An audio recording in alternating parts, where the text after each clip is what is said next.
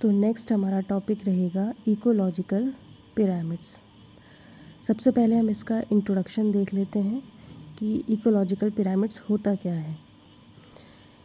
जैसे कि यहाँ पे लिखा है कि इन एन इकोसिस्टम ऑर्गेनिजम्स जो होते हैं वो अरेंज्ड होते हैं एक सीरीज़ में।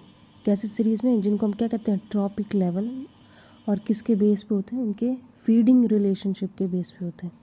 ठीक है, जैसे हमने पिछली क्लास में पढ़ा था कि ट्रॉफिक लेवल क्या होता है। ठीक है, फूड चेन में किसी भी ऑर्गेनिज्म की जो पोजीशन होती है ना, उसको हम ट्रॉफिक लेवल कहते हैं। और नेक्स्ट है कि the number, biomass and energy of organism very at different trophic levels. ये चीज़ हमें पता है कि हर ट्रॉफिक लेवल में जो ऑर्गेनिजम्स होता है उनका नंबर, उनका बायोमास और एनर्जी जो होती है ना, वो वेरी करती है, सेम नहीं होती है। ठीक है, these variations can be represented diagrammatically in the form of pyramids called ecological pyramid। तो इकोलॉजिकल पिरामिड क्या होता है कि जब हम इन वेरिएशन, कौन से वेरिएशन, नंबर्स के बेस पे वेरिएशन, बायोमास के बेस पे वेरिएशन और एनर्जी के बेस पे वेरिएशन को जब हम एक डायग्राम या फिर ग्राफिकल रिप्रेजेंटेशन हम करते हैं, ठीक है, पिरामिड्स के फॉर्म में, तो उसको क्या कहते हैं, इकोलॉजिकल पिरामिड्स। नेक्स्ट है कि the base always represent producers. यहाँ पे एमसीक्यू भी बन सकता है कि पिरामिड्स का जो बेस होता है वो क्या रिप्रेजेंट करता है, तो वो रिप्रेजेंट करता है प्रोड्यूसर्स को। ठीक है, और जो बाकी जो ऊपर लेवल्स पे होते हैं वो क्या होते हैं, सक्सेसिव जो ट्रॉफिक लेवल्स पे होते हैं वो कंज्यूमर्स होते हैं। ट्रॉफिक लेवल्स होते हैं वो कौन कौन से उसके कंपोनेंट्स हमने पढ़े थे।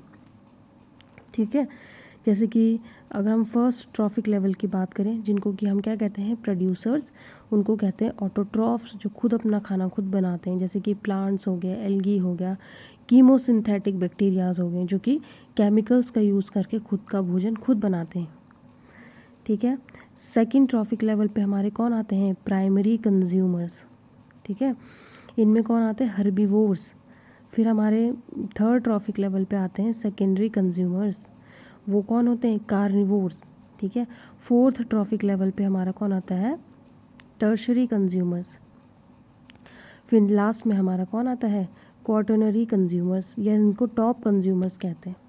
ठीक है, अब यहाँ पे एक नोट पॉइंट क्या लिखा है कि decomposers act on all trophic levels. जो कि हमने पिछली क्लास में बताया था कि हर ट्रॉफिक लेवल में जो भी डेड ऑर्गेनिजम्स होते हैं उन पे डिकम्पोजर्स एक्ट करता है, but are not shown in pyramids. जो भी इकोलॉजिकल पिरामिड्स होते हैं उनमें डिकम्पोजर्स को शो नहीं किया जाता है। ये बहुत इंपॉर्टेंट लाइन है, ये ट्रू फॉल्स में पूछा जा सकता है, एमसीक्यूज़ में किसी तरीके से फ्रेम करके पूछा जा सकता है। नेक्स्ट हम देखेंगे कि कौन कौन से टाइप के इकोलॉजिकल पिरामिड्स होते हैं। ठीक है, पहला है pyramid of numbers. Pyramid of numbers क्या होता है, वो रिप्रेजेंट करता है the number of individuals at each trophic levels per unit area. Per unit area में हर ट्रॉफिक लेवल में कितने नंबर के इंडिविजुअल्स होते हैं, वो हमें जो पिरामिड शो करता है, that is called pyramid of number.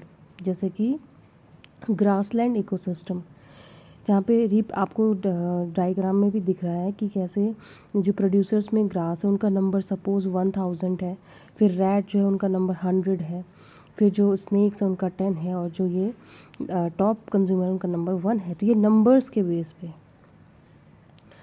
अब सबसे मोस्ट इम्पॉर्टेंट जो एग्ज़ाम के पर्पज़ से ये इनके एग्जाम्पल्स हैं। ठीक है, कि किस किस के एक जो पिरामिड ऑफ नंबर होते हैं वो अपराइट होते हैं कि डाउनवर्ड होते हैं, इन्वर्टेड होते हैं, कैसे होते हैं। तो जैसे कि यहाँ पे दिया गया है कि मोस्ट कॉमन जो टेरेस्ट्रियल इकोसिस्टम होता है ना, जो टेरेस्ट्रियल जो लैंड इकोसिस्टम हम जिसको बोलते हैं, तो वो मोस्टली उनका जो पिरामिड ऑफ नंबर होता है ये अपराइट होता है। बहुत इंपॉर्टेंट क्वेश्चन है एमसीक्यूज़ के लिए, एग्ज़ाम्स के लिए, कि मोस्ट जो टेरेस्ट्रियल इकोसिस्टम होता है वो अपराइट ही होता है उसका पिरामिड ऑफ नंबर। जो दूसरा है कि जो पॉन्ड इकोसिस्टम होता है उसका भी जो पिरामिड ऑफ नंबर होता है वो अपराइट होता है। ये बहुत इंपॉर्टेंट है एग्ज़ाम के पर्पज़ से। अब इन्वर्टेड किस किस का होता है पिरामिड ऑफ नंबर, तो जैसे कि जो ट्री इकोसिस्टम होता है, कई बार हम लोग जो है इस चीज़ में कंफ्यूज हो जाते हैं कि टेरेस्ट्रियल इकोसिस्टम जो होता है उसको हम ट्री इकोसिस्टम से कंफ्यूज कर लेते हैं। लेकिन आपको याद रखना है कि जो ट्री इकोसिस्टम का जो पिरामिड ऑफ नंबर होता है वो इन्वर्टेड होता है। ठीक है, इन्वर्टेड, जैसे कि एक ट्री है, ठीक है, एक ट्री है, उसमें कुछ बहुत सारे इंसेक्ट होंगे, उन बहुत सारे इंसेक्ट जो होते हैं उनको उनमें पैरासाइट फिर उनके ऊपर होंगे। तो इस तरीके से ट्री इकोसिस्टम का पिरामिड ऑफ नंबर इन्वर्टेड होता है। पॉन्ड इकोसिस्टम का पिरामिड ऑफ नंबर अपराइट होता है। टेरेस्ट्रियल इकोसिस्टम अपराइट होता है। अब है स्पिंडल शेप का पिरामिड ऑफ नंबर जो है वो कैसा होता है। तो कुछ ऐसे एक्वाटिक इकोसिस्टम होते हैं जिनका जो पिरामिड ऑफ नंबर होता है वो स्पिंडल शेप में होता है। तो आपको याद रखना है ये चीज़। इसमें सबसे इम्पॉर्टेंट होता है ट्री इकोसिस्टम, जो एग्ज़ाम में बहुत बार आया हुआ है, ये आपको याद रखना है। नेक्स्ट हम देखेंगे pyramid of biomass. Pyramid of biomass क्या कहता है कि represents the total dry mass of organism at each trophic level per unit area. Per unit area में हर ट्रॉफिक लेवल में ऑर्गेनिज्म का जो टोटल ड्राई वेट होता है ना, उसको बायोमास कहा जाता है। और ये जो पिरामिड शो करता है उसको कहते हैं पिरामिड ऑफ बायोमास। अब यहाँ से अगर क्वेश्चन बनना चाहे तो ये बन सकता है कि पिरामिड ऑफ बायोमास में जो ऑर्गेनिज्म का वेट लिया जाता है वो कौन सा वेट या कौन सा मास लिया जाता है, ड्राई वेट लिया जाता है कि कौन सा वेट लिया जाता है। ठीक है, तो ये आपको याद रखना है कि ड्राई वेट लिया जाता है ऑर्गेनिजम्स का। अब इसके एग्जांपल्स इंपॉर्टेंट है, जैसे कि हमें पिरामिड में शो हो रहा है कि ये एक टेरेस्ट्रियल इकोसिस्टम का पिरामिड है। तो फर्स्ट ट्रॉफिक लेवल में सपोज़ 1000 ग्राम पर मीटर स्क्वायर जो है इसका ड्राई वेट है। तो ऊपर जाते जाते क्या हो रहा है, ड्राई वेट जो है कम हो रहा है, तो इससे जो पिरामिड बन जाता है वो एक अपराइट पिरामिड बनता है। तो आपको याद रखना है कि जो टेरेस्ट्रियल इकोसिस्टम है और जो फॉरेस्ट इकोसिस्टम है उनका जो पिरामिड ऑफ बायोमास होता है वो अपराइट होता है। ठीक है, टेरेस्ट्रियल इकोसिस्टम और फॉरेस्ट इकोसिस्टम का जो पिरामिड ऑफ बायोमास होता है वो अपराइट होता है। फिर इन्वर्टेड किसका होता है, जो पॉन्ड इकोसिस्टम या जो एक्वाटिक इकोसिस्टम्स होते हैं उनका जो पिरामिड ऑफ बायोमास होता है वो इन्वर्टेड होता है। Most important for the exam कि अपराइट किसका होता है, इन्वर्टेड किसका होता है, ये चीज़ आप इसमें ध्यान रखोगे। नेक्स्ट हम पढ़ेंगे पिरामिड ऑफ एनर्जी। ये भी बहुत इंपॉर्टेंट हो जाता है एग्ज़ाम के लिए। ये कहता है कि जो पिरामिड ऑफ एनर्जी है वो रिप्रेजेंट करता है the amount of energy available at each trophic level per unit time. ठीक है, कि पर यूनिट टाइम में ईच ट्रॉफिक लेवल में जो एनर्जी अवेलेबल है किसी भी ऑर्गेनिजम्स के लिए, वो जो पिरामिड के फॉर्म में जो हम शो करते हैं तो वो कहलाता है पिरामिड ऑफ एनर्जी। ठीक है, तो ये एक क्वेश्चन है, इस आता है ये पेपर में क्वेश्चन कि पिरामिड ऑफ एनर्जी जो होता है वो क्या होता है, ऑलवेज ऑलवेज ऑलवेज अपराइट होता है।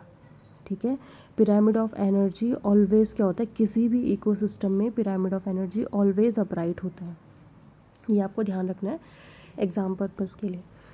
नेक्स्ट इंपॉर्टेंट पॉइंट जैसे लिखा है कि it is always upright and never inverted. Pyramid of energy always upright होता है और कभी भी इन्वर्टेड नहीं होता है।